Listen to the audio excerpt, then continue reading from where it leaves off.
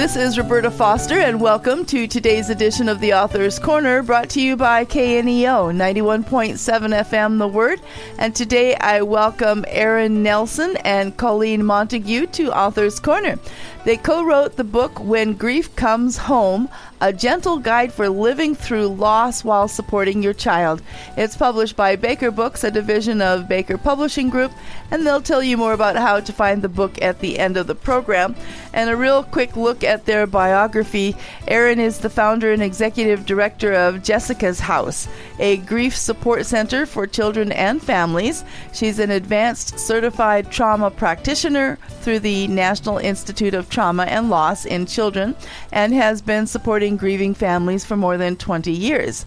And then Colleen is a licensed marriage and family therapist and the program director for Jessica's House, supporting parents and their children after a death in the family. Ladies, welcome to Author's Corner. Thanks for having us, Roberta. Well, we'll start with a question with Erin. According to your own testimony, you're not a stranger to loss. So why don't you share with our listeners your own personal experience and how that shaped your approach to writing this book? Oh, thank you, Roberta. Yes, I'm no stranger to loss, and I was introduced to loss when my children were very young. They were only 5 and 3 when my husband, Tyler, died in a very sudden way. He was up fishing with his friends up in Alaska, and he and his 2 friends were involved in a mid-air collision. And so all 3 of them died, along with the pilot and the pilot from the other aircraft. And so I received that middle-of-the-night phone call that you just kind of always fear but never think that grief will come home for you. And so that was my introduction, really, to loss, and my introduction to watching a child really process the loss of a parent. And then shortly after my husband Tyler died, my mom, who had lived with bipolar for many years, died from suicide. And so my 15-year-old sister came to live with us, and I learned about teens and what they needed when they were grieving. And so it was just, I think, a deep invitation to grieve and to have an understanding of what others may need when they grieve. And so it really set me in a trajectory of helping other people through loss. Well, why don't you tell us, Erin, I guess it was you that's the founder of the Jessica's House. Just give us a little insight into how that started.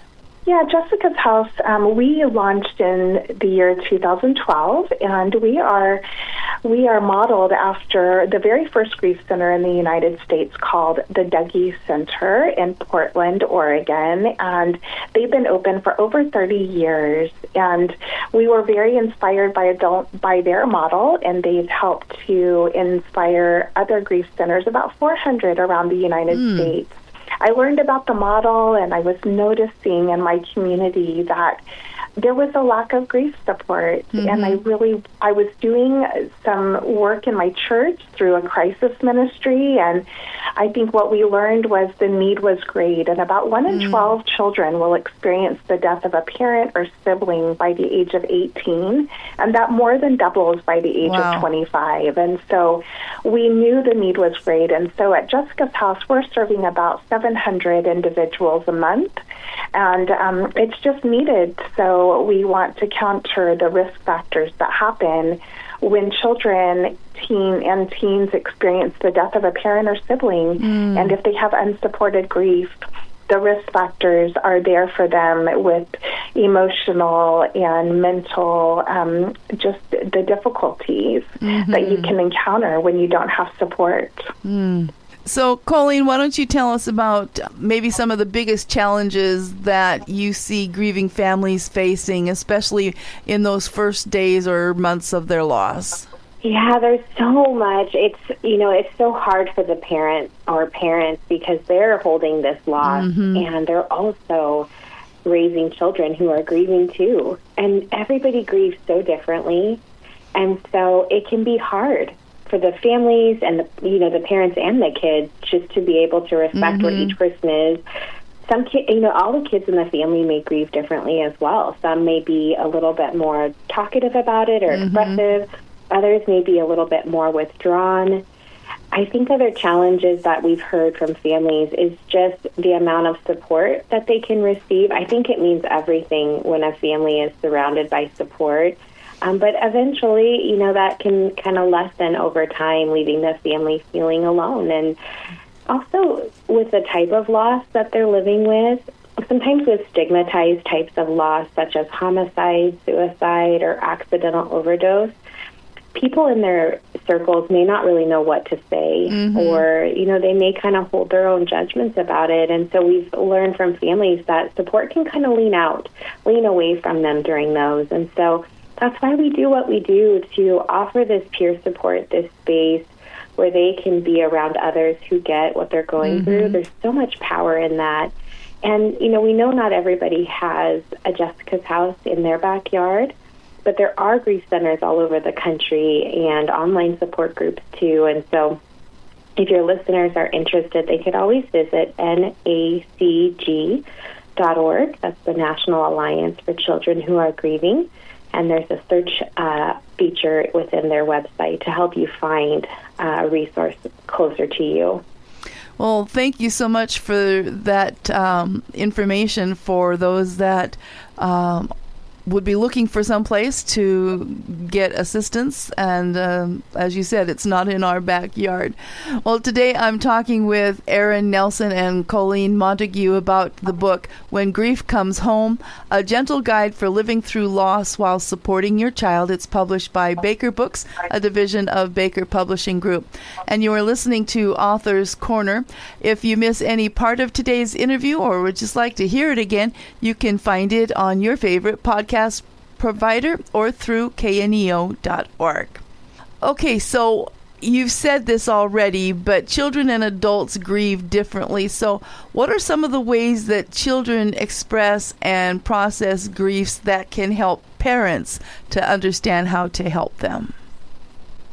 Oh, yes. And so when we see kids, something that we notice is that they really, if you think about kind of like spiraling in and out of a grief process, they kind of do that a little faster than adults. And so what we notice with kids is they might want to check in with their parent and ask questions about the death or talk about their feelings, but then they're ready to go play outside. And so they are kind of just, we call it like dosing yourself in some ways, where they can't accept the loss all at one time, but they just take it in little doses. And so when you see a child, we know that with children, behavior is our best information. And so being able to really notice kind of how they're acting and what might be underneath to help them to express what is really going on inside of them, and whatever that is that they need to get out of their body. We like to think about grief as energy in your body, and as we grieve by expression, and we heal by expression. And so being able to express whatever that is, sometimes they're feeling confused. They might be feeling really angry or maybe jealous that someone else at their school has a dad, but they don't. And so there are very complex emotions. Something at Jessica's House that we always want to bring some light to with children is that they can also be really excited it's their birthday, and also really, really sad that this death happened. And so knowing that you can hold complex emotions at the same time sometimes can bring relief to a child that might feel a little bit guilty, that they also still feel happy. And so you can be surprised by that sometimes when you're grieving. Yeah. Well, Colleen, I found this interesting that you encourage establishment of routines and stability after a loss. So why is that important, and what are some ways that parents can create this sense of security for their child? After the death of a parent or a sibling, there's just such a loss of control for the whole family, really. There's such a loss of security, too, because now their little safety bubble has been burst. They know now that people can die. And so, keeping the routine, I know that can sound impossible at the time, but anything you can do, whether it's, if as mom, if you're the one that tucks them in for bed, trying to keep that as best you can, having, another family member that is maybe there for them to tuck them in or read them a story, trying to keep morning routines if they're, once they're returning to school, similar. And any time that you're going to have a change in schedule, maybe somebody else is going to pick them up from school, communicating that to your child if you can. Mm-hmm. And even if that has to be a phone call to the school for them to relay the message, just so that they don't have any more surprises. Sure. Just any time that you can bring that sense of security to them. And even on that, too, just giving them some control when you can. Can they pick the dinner that night? Can they pick, if they want to wear a dress or pants to school?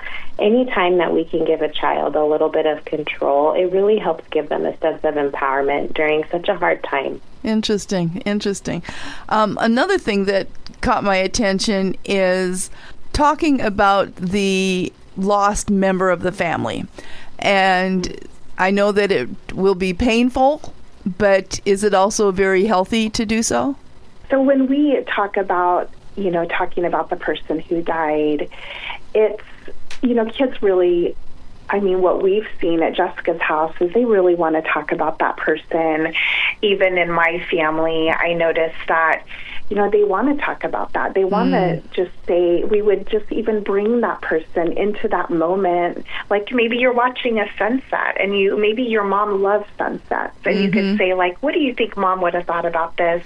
Yeah. And just being able to, they might have questions. So keeping those stories alive and having other people share stories and just continuing to bring it up, even if maybe your child's not bringing it up, but maybe you can bring it up. And just to share those memories. And we just want them to continue to feel connected to that person and whatever we can do to bring that connection. And sometimes we do that through linking objects. Maybe they want to wear Dad's T-shirt to bed or, eat his favorite cookie or whatever it might be. Just continue to put whatever that favorite snack is into the grocery cart. And so just continuing to just remember them in all the little ways and the big ways with anniversaries and just different kinds of milestones that they might be missing from.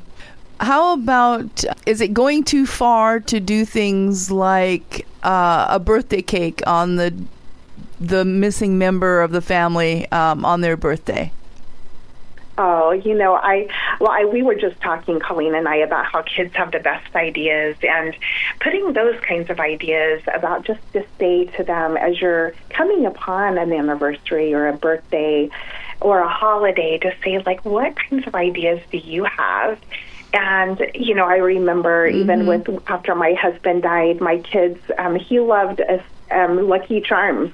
He loved Lucky Charms. And so I remember as his heaven day came around and we were facing that 1 year, and I said, what do you want to do? And they said, let's start our day with Lucky Charms, just like Dad would like to do on those special occasions. And so being able to ask them, what about a birthday cake? How many candles would you want to put on it?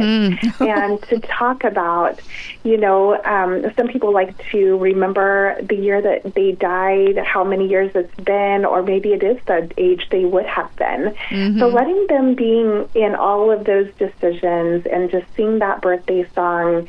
Sometimes people want to do a little butterfly or balloon release or something like that.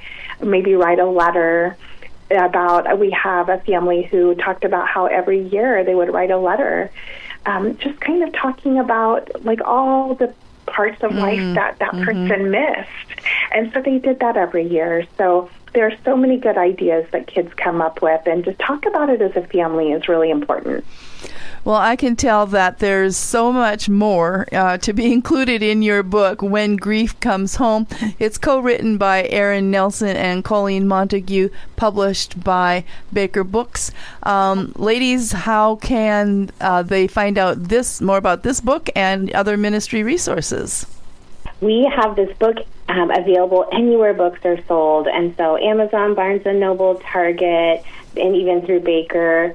You can also listen to a podcast that we launched last fall, which is also called When Grief Comes Home. That is just an extension of the book and the ministry of Jessica's House, and that is also available on all podcast platforms. For any other resources that you may need or your listeners need, we have a number of different resources, brochures, and little art activity packets on our website, which is jessicashouse.org.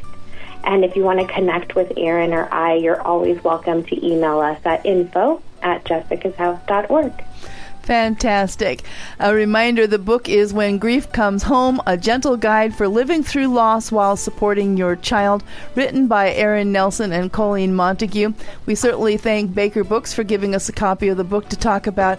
And Erin, Colleen, both of you have been so educational and inspirational in our conversation. Thank you so much for your time today. Thank you, Roberta. It was wonderful to be with you. Thank you so much. And to our listeners, we sure appreciate you tuning in. This is Roberta Foster on the Author's Corner. Join me again next time.